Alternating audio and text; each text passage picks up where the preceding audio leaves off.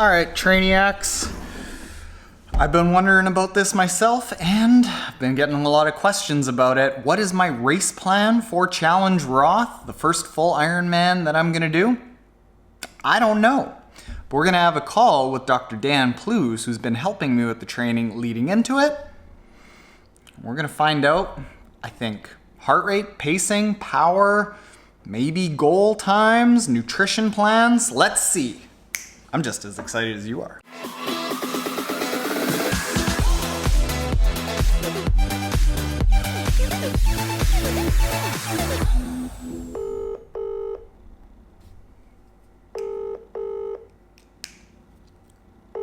Notes. Not ready. Yo. Hello, how are you? Not bad. How are you doing? Yeah, pretty good. Can you hear me alright? Yeah, not too bad. Oh my god, my running just won't seem to get better. What can I do? I'm like, freaking, people just stop thinking about it as like, you get better in a year. You get better in like years and years and years and years of consistent training. Like, there is such thing as a shortcut, hey? No. Okay, you will be discovering. On that note, how amazing is my first Ironman gonna be? Mate, you're gonna dominate. you're gonna like smash it up. I think the thing is about Ironman is that you have to. I've worked in a lot of different sports now. Like I worked in rowing and kayak and all these shorter distance events. And like with those sports, you can be pretty sure that if you have a good training and you do a good training block, that will predict the performance. You know, but with Ironman it's completely different because it's 50%. In those sports it's probably 98% training, 2% execution. But in Ironman it's 50% training, 50% execution. So Trainiacs, that was good. That was very good. Be perfectly honest with you, over the last couple of weeks, even though like I've done 50 or 60 triathlons and half a dozen Ironmans and feeling confident right now, and I mean, heck, I lead Team Trainiac, kind of basically like an aerobics instructor there, like rah triathlon. You would think that I would know what I'm doing, but here I am now 6 days out from Challenge Roth, and I have those butterflies of like, have I done enough? What's my race plan? How do I do this? And that chat with Plews was really good. I felt like I was about to head off to Roth with like on the edge of a cave, and I had a map of the cave, and it was totally dark in there, but I had no flashlight. So I like knew where to go, but I didn't have the path. Now I got the path. Let's get into some of the highlights. First off, everyone's asking what I'm doing with this low carb. How do I deal with it on race day? Well, here it is. A couple of things in the days leading up to the race, and then during the race, not what you'd expect. So I think let's talk about what a smart executed race looks like for you. My recommendation is you just go up between 180 and 200 grams per day.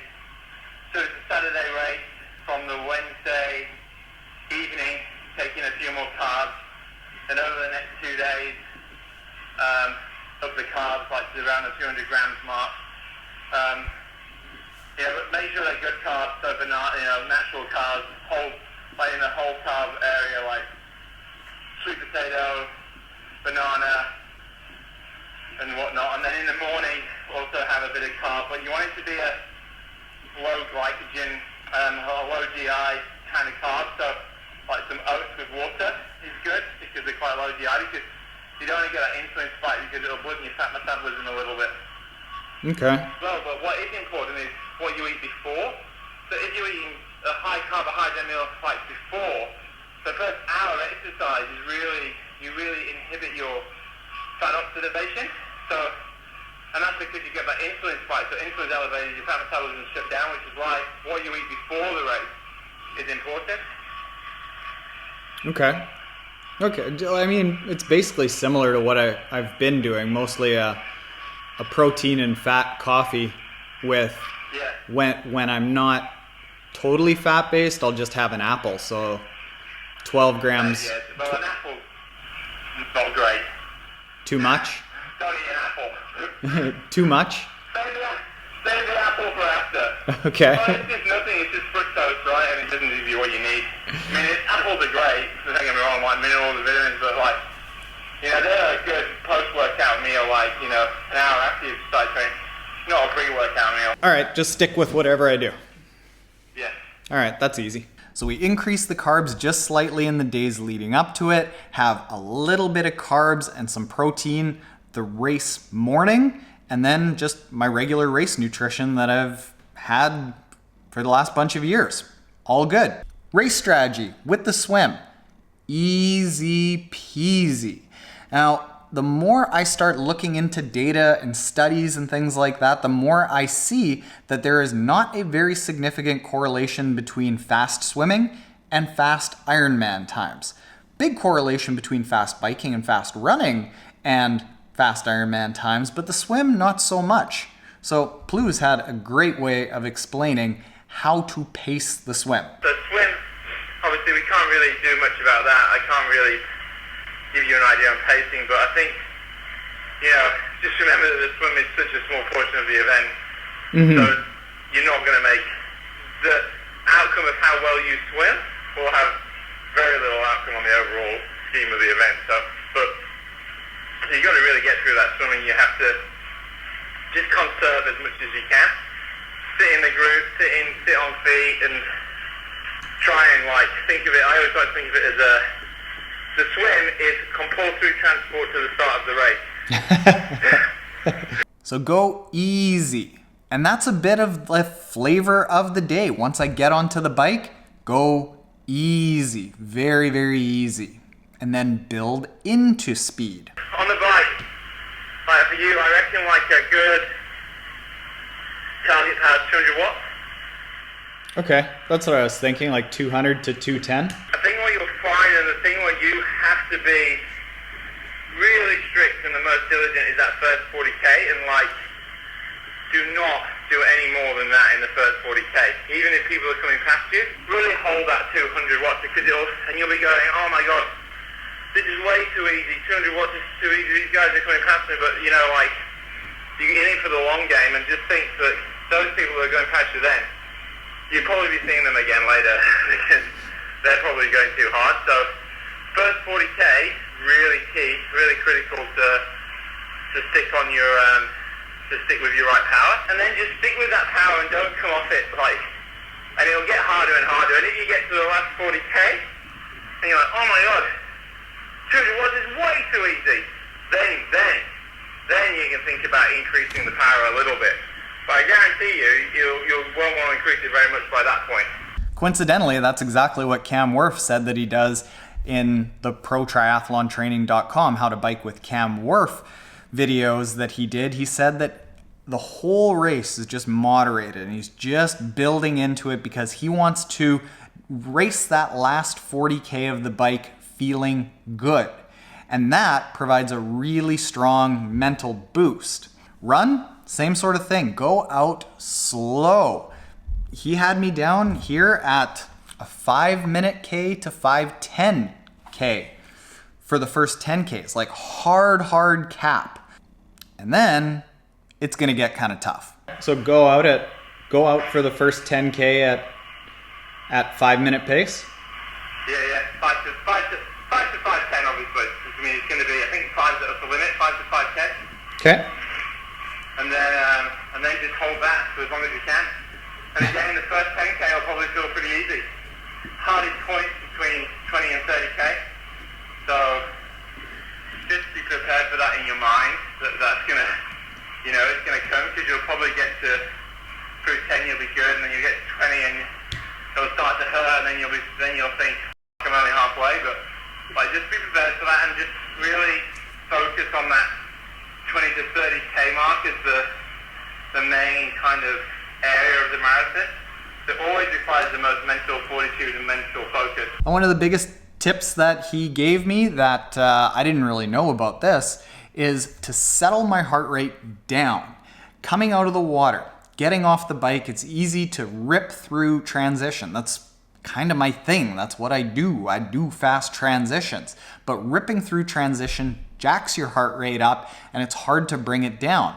And if you end up starting the bike with, say, a 150 heart rate, and then you're just holding power and you never have a chance to bring it down, I'm never going to recover, and I'm just going to be digging myself a hole constantly. So I'm thinking like the more you can be in the 130s, the better.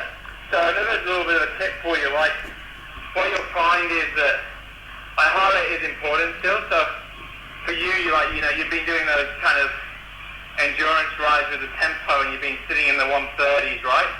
The low 130s. But you'll get out the swim, you jump on your bike and you go, whoa, yeah, and your heart's going to be like in 145, 150, which is pretty normal, but just give yourself a moment to bring the heart rate back down. Don't just keep on it. So if you get like a little bit of a downhill, just like soft pedal, or you just get aero, focus on bringing the heart rate back down to, into the 120s, and then set back onto the power that you're trying to maintain, so 200 watts, because if you don't give yourself that time out of the swim, you'll be at 200 watts and it'll never come back down. Matt Kerr was saying that be really careful in transitions to not rush it, or you'll never bring it down. Yeah, well, who's been told him that? I think you and Grant. Yeah. Yeah. And then he had a very nice message about when things get rough. How am I supposed to motivate myself through that hard 20 to 30K that he said is going to be pretty tough? I remember when I did my first Ironman, the guy who was helping me, he says, smile and enjoy it, because the smile can really, which I know you will, it's an amazing way to break the pain. And I always think that in an Ironman, for sure it's going to hurt at times, but during those periods, I think you just got to remember that. Think of the people who aren't there doing it. Like, man, I would give my right leg to be doing Roth this weekend, being fit and being in your position to do Roth. But I'm not. I'm in New Zealand. I'm not fit, and I'm not doing it. So just remember that even though it hurts and it seems unpleasant at the time, there really is no place you would rather be, right? So put that all together, Trainiacs, and we're talking about a 9:40 to 10-hour Ironman. If it all goes well, I don't know. We'll see. I'd be thrilled with that, but as Plews said there are some sports that are 98% training and 2% execution. Ironman is more like 50% training than 50% execution. Fortunately, I've been a very good executor of races lately. All right, make sure that you're subscribed if you want to follow along how I'm going to do it at Challenge Roth. And if you like what Dan Plews is saying, go to triathlontaren.com/theplews and get the free package of like how to get started with low carb triathlon training, what he's done for me over the last few months. All right, later, Trainiacs.